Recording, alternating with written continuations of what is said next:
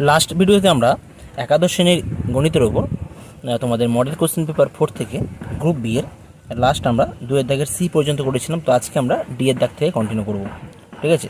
তো তোমরা যারা আগের ভিডিওগুলো দেখোনি তারা কিন্তু অবশ্যই এই ভিডিওর নিচে ডেসক্রিপশন বক্স থেকে তোমরা দেখে নিতে পারো আগের ভিডিওগুলো। ওকে, তো যাই হোক শুরু করা যাক। আজকে ডি এর দাগের রোমান 1 যে কোশ্চেনটা আছে, রোমান 1 কি দেওয়া আছে দেখো। মান নির্ণয় করতে হবে limit x tends to Y sine square x minus sine square y divide by x square minus y square. তো এখানে কোশ্চেনে কি দেওয়া আছে, limit of x tends to Y sine square x minus sine square y by x square minus y square equal to কত হবে নির্ণয় করতে হবে।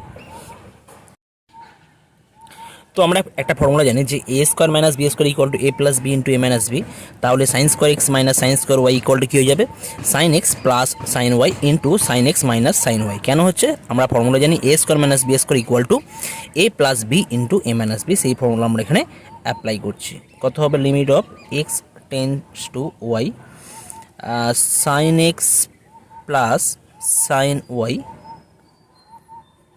Into sine x minus sine Y whole divide by, এটাকে আমরা x plus y into x minus y আকারে লিখতে পারি। ওকে, এখন আমরা কি করব, এই প্লাস যেগুলো আছে সেগুলোকে আমরা সেপারেট করে লিখছি। Limit of x tends to Y sine x plus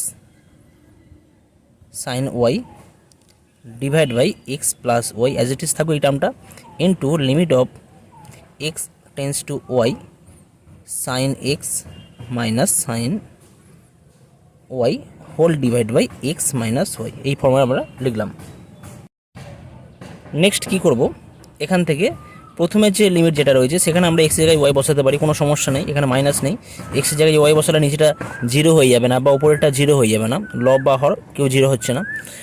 তো তাহলে আমরা এখানে এক্সের জায়গায় ওয়াই বসাতেই পারি। তার বসালে কত হয়ে যাবে, x sine y plus sine y তো এসডিসি থাকবে, আর নিচে কত হবে, এক্সের জায়গায় ওয়াই বসালে ওয়াই প্লাস ওয়াই থাকছে, ইন্টু এখানে কিন্তু আমরা ডাইরেক্ট এক্সের জায়গায় ওয়াই বসাতে পারবো না, কারণ এক্সের জায়গায় ওয়াই বসালে নিচেটা হরটা জিরো হয়ে যাবে। তো সেক্ষেত্রে লিমিট তো এক্সিস্ট করবে না। তো আমরা কী করবো, তার জন্য আমরা এখানে ফর্মুলা ফেলবো, ঠিক আছে। তো সাইন সি মাইনাস সাইন ডির আমরা একটা ফর্মুলা জানি, সাইন সি মাইনাস সাইন ডির ফর্মুলা তোমরা জেনে থাকবে। কী ফর্মুলা হয় না, 2 cos c plus d by 2 sine c minus d by 2, 2 cos c plus d by 2 আর sine c minus d by 2। 2 cos c plus d মানে কত হবে, এক্স প্লাস ওয়াই বাই 2, আর সাইন সি মাইনাস ডি করলে কত হবে, sine x minus y by 2। এটা formula পড়ে যাচ্ছে। আর নিচের যে টার্মটা আছে সেটা আমরা অ্যাজ ইট ইজ লিখে দিচ্ছি এখানে, ঠিক আছে। এক্স মাইনাস ওয়াই যেমন আছে তেমনই আমরা রাখলাম। তাহলে এই জায়গা থেকে আমরা কি লিখতে পারি এখন, এটা sine y plus sine y করলে সাইন 2y পাওয়া যাবে, সরি সাইন 2 সাইন ওয়াই পাবো, 2 সাইন ওয়াই, আর নিচে পাবো আমরা ওয়াই প্লাস ওয়াই করে 2y পাচ্ছি। Okay, into limit of x tends to Y cos X plus Y by 2, এই টার্মটা রাখলাম, ইন্টু আর একটা লিমিট আমরা অ্যাপ্লাই করছি এখানে। এই টার্মের জন্য আমরা লিমিট অ্যাপ্লাই করছি x tends to Y sine of x minus y by 2 হবে। নিচে আমরা কি করছি, এই দুইটাকে এই এক্স মাইনাস ওয়াইয়ের নিচে রাখছি, রাখাই যায় তাই না, ভাগের ওয়াইস কী হয়, দুইটা উপর উঠে যায় আর উপরে দুইটাকে আমরা নিচে রাখতে পারি, রাইট। তাহলে এই জায়গা থেকে পাবো 2 2 ক্যান্সেল হয়ে গেলে কত হবে, এটা sine y by y simple পড়ে থাকছে, ইন্টু এখানে যদি আমরা এক্স টেন্স টু ওয়াই করি তো এক্স জায়গায় ওয়াই বসালে কোনো সমস্যা নেই, কত হবে কস 2y বাই 2 হয়ে যাবে, কস 2y বাই 2 পড়ে থাকবে এখানে, ইন্টু এখানে আমরা কি করব, লিমিট অফ আমরা ধরে নিচ্ছি এক্স মাইনাস ওয়াই, ধরি x minus y by 2 equal to z. তাহলে কথা হবে জেড টেন্স টু 0 হবে যখন এক্স টেন্স টু ওয়াই হয়, তাই না। কি বললাম, ধরি এক্স মাইনাস ওয়াই বাই 2 এটাকে জেড ধরে নিচ্ছি, তাহলে জেড টেন্স টু 0 হবে কখন, 0 হবে যদি এক্স টেন্স টু ওয়াই, অর্থাৎ এক্সের জায়গায় যদি আমরা ওয়াই পুট করি তখন সেটা 0 হয়ে যাচ্ছে, অর্থাৎ তখন কিন্তু জেডের মানটা 0-র দিকে টেন করবে। যখন এক্স ওয়াইয়ের দিকে টেন করবে তখন জেড 0-র দিকে টেন করবে। তাহলে আমরা এই জায়গাতে এই যে লিমিটটা আছে এর জন্য আমরা জেড টেন্স টু 0 বসাতে পারি, আর কি লিখবো এখানে sine z by z. Okay, তাহলে এই জায়গাতে কী পাওয়া যাচ্ছে, sine y by y into এটা কস ওয়াই হয়ে যাচ্ছে into 1 sine x by x limit of x tends to 0 sine x by x 1 হয়, তোমরা এটা জানো। তো এই জায়গা থেকে এটা 1 হয়ে যাচ্ছে। তাহলে আমাদের অ্যান্সার কত হয়ে যাবে এখানে? Just sine y by y into cos y, এটাই হয়ে যাচ্ছে আমাদের অ্যান্সার। নেক্সট কি আছে দেখো, ডি এর দেখে রোমান 2 কি দেওয়া আছে, F x equal two x mod x হলে দেখাও যে F dash X equal two 2 of mod x হবে। তো এখানে কোশ্চেনে দেওয়া আছে F x equal two x of mod x হলে দেখাতে হবে F dash X equal two 2 of mod x. তো তার জন্য আমরা কী করবো, প্রথমে এফ এক্স ফাংশনটা কেমন আছে আমরা প্রথমে লিখে নেবো। এফ এক্স ফাংশনকে আমরা ব্রেক করে লিখি, অতএব F of X equal to, যদি X greater or equal to 0 হয় তাহলে মড এক্সের জায়গায় কত হবে, মড এক্স যদি এক্স পজিটিভ হয়, পজিটিভ বা 0 হলে মড এক্সের ভ্যালু কত হয়ে যায়, মড এক্সের ভ্যালু এক্স হয়ে যায়। তার মানে এটা কত হয়ে যাবে, এক্স ইন্টু এক্স হবে, রাইট। আর যদি এক্স লেস দ্যান 0 হয়ে যায়, এটা কখন হবে, এটা যখন লিখতে হবে, মানে যখন, রাইট। এটা হবে যখন এক্স লেস দ্যান 0, তখন কী হয়ে যাবে, মড এক্সের জায়গায় আমরা কি লিখতে পারি, এক্স, এই এক্সটা একই থাকবে কিন্তু এই মড এক্সটা হয়ে যাচ্ছে কত, মাইনাস এক্স হয়ে যাচ্ছে। ইকুয়ালটা আমরা কী বলতে পারি, এক্স ইন্টু এক্স করলে এক্স স্কোয়ার, কখন হচ্ছে, যখন x greater or equal to 0, আর এক্স ইন্টু মাইনাস এক্স করলে মাইনাস এক্স স্কোয়ার হবে যখন এক্স লেস দ্যান 0 হচ্ছে, রাইট। অতএব x greater or equal to 0 হলে আমরা যদি এফ ড্যাশ এক্স বার করি, এফ ড্যাশ এক্স কত হবে, তখন আমাদের এফ ড্যাশ এক্স হয়ে যাচ্ছে, এফ এক্স সমান কত দেওয়া আছে, যদি X greater or equal to 0 হয় তাহলে এফ এক্সের ভ্যালু এক্স স্কোয়ার।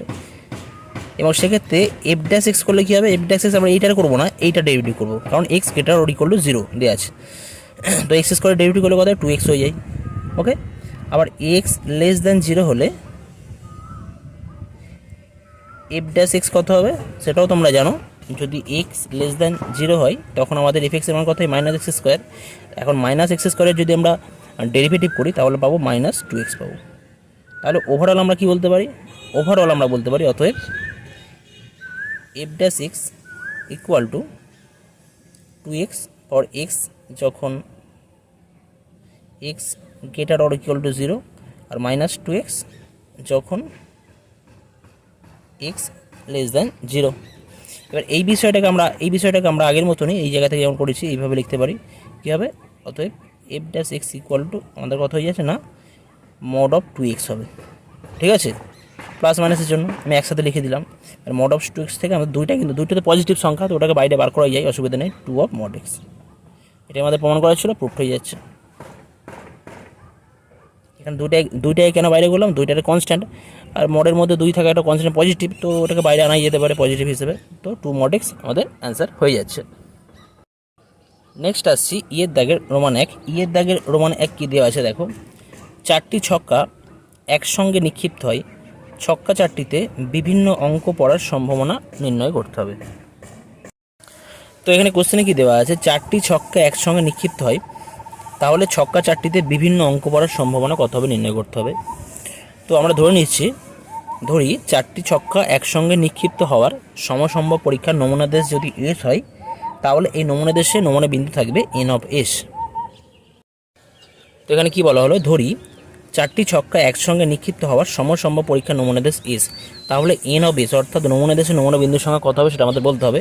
তো যদি আমরা একটা ছক্কা যদি আমরা একবার নিক্ষেপ করি তাহলে নমুনা বিন্দু কতগুলো হয়, 6টি হয়। যদি দুবার ছোড়া হয় তাহলে কী হবে, বা দুটো ছক্কা যদি একসাথে ছোড়া হয় তাহলে নমুনা বিন্দুর সংখ্যা কত হয়ে যায়, 6 গুণিতক 6। যদি 3টে ছক্কা আমরা একসাথে নিক্ষেপ করি তাহলে নমুনা বিন্দুর সংখ্যা হয় 6 গুণিতক 6 গুণিতক 6। তাহলে যদি আমরা 4টে ছক্কা একসাথে নিক্ষিপ্ত করি তাহলে নমুনা দেশে নমুনা বিন্দুর সংখ্যা হবে 6 × 6 × 6 × 6 বা 6⁴ বলতে পারি, ওকে। আচ্ছা, এখন কি বলা আছে, ছক্কা 4টিতে বিভিন্ন অঙ্ক পড়ার সম্ভাবনা নির্ণয় করতে হবে। তো আমরা ধরি এ দ্বারা ছক্কা 4টিতে বিভিন্ন অঙ্ক পড়ার ঘটনা সূচিত হয়। ধরি এ দ্বারা ছক্কা 4টিতে বিভিন্ন অঙ্ক পড়ার ঘটনা সূচিত হয়, এটা ধরে নিচ্ছি আমরা।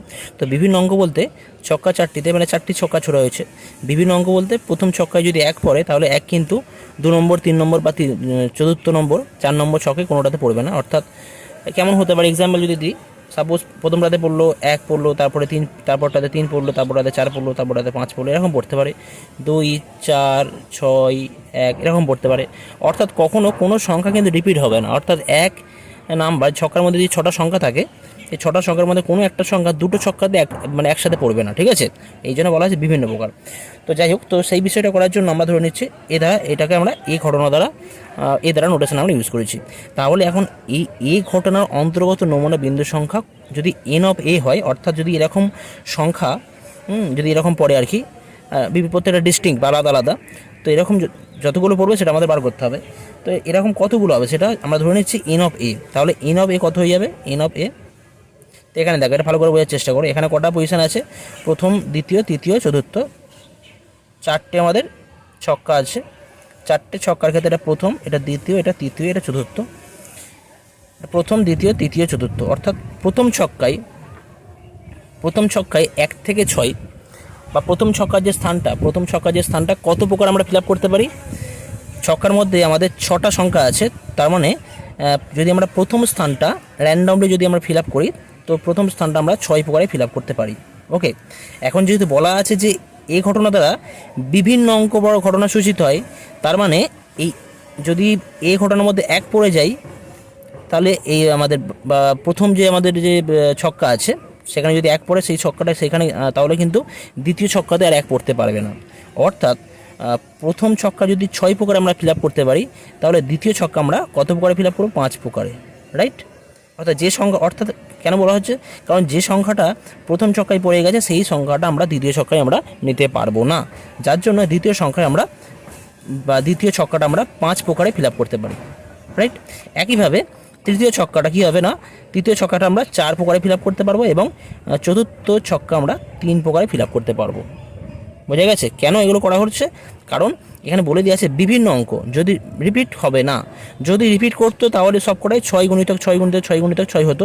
যেহেতু বলা আছে বিভিন্ন অঙ্ক, তাই আমরা 6, 5, 4, 3 প্রথমটাতে যেটা পড়বে সেটা কিন্তু দ্বিতীয়টাতে পড়বে না, ওই জন্য একটা কমে যাবে। আবার তৃতীয়টাতে আরও 2টো কমে যাবে। মোট তো 6টা সংখ্যা, তাহলে এটা কত হয়ে যাচ্ছে? 6 × 5 × 4 × 3। অথবা আমাদের নির্ণয় প্রবাবিলিটি, নির্ণয় সম্ভাবনা হবে probability of A equal to কত হবে? N of A divide by N of S. N of A কত আছে নিচে করছি আমরা এটা। এখানে এন অফ এস কত আছে? এন অফ এ আছে 6 × 5 × 4 × 3, আর এন অফ এস দেওয়া আছে 6 × 6 × 6 × 6, রাইট?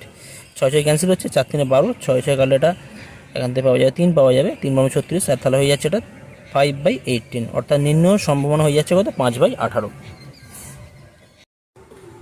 নেক্সট কোশ্চেন কী দেওয়া আছে দেখো, ইয়ের দাগে রোমান 2 দেওয়া আছে প্রথম n সংখ্যক যুগ্ম স্বাভাবিক সংখ্যার ভেদমান নির্ণয় করতে হবে, ঠিক আছে?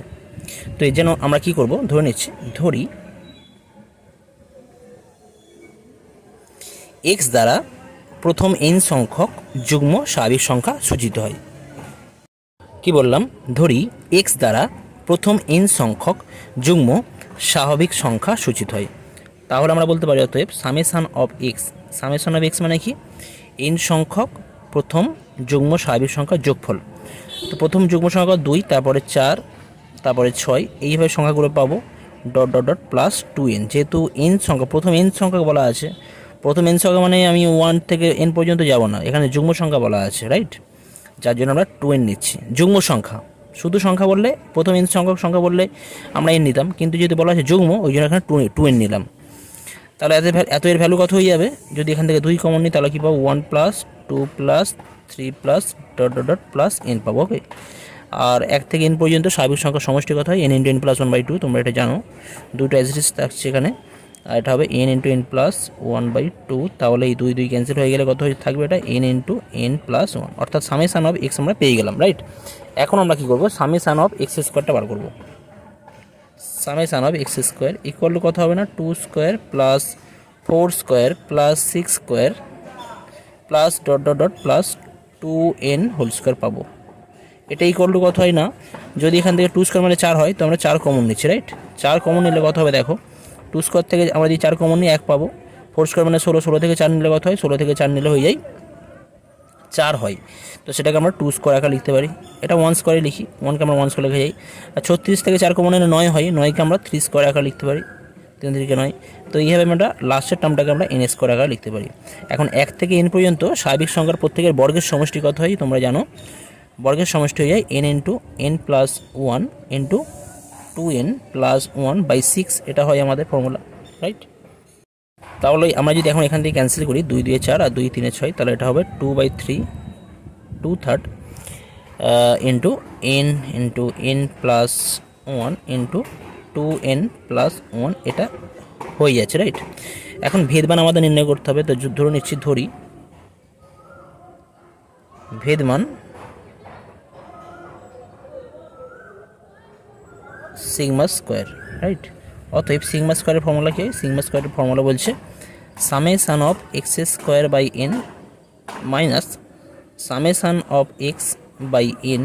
এখানে কতগুলো সংখ্যা আছে, এন সংখ্যক সংখ্যা আছে, ওই জন্য এন বসানো হচ্ছে, এত whole square equal to summation of x square কত আছে, এটা আছে, নিচে এন আছে, তাহলে 2n n plus 1 into 2n plus 1, নিচে আমাদের 3 ছিল, 3 এর সাথে n গুণ হলে 3n পাবো, এটা মাইনাস সামেশান অফ এক্স কত আছে, n ইন্টু n প্লাস 1, তাহলে এখানে হবে n into n square into n plus 1 square, আর নিচে n স্কোয়ার পড়ে থাকছে, রাইট।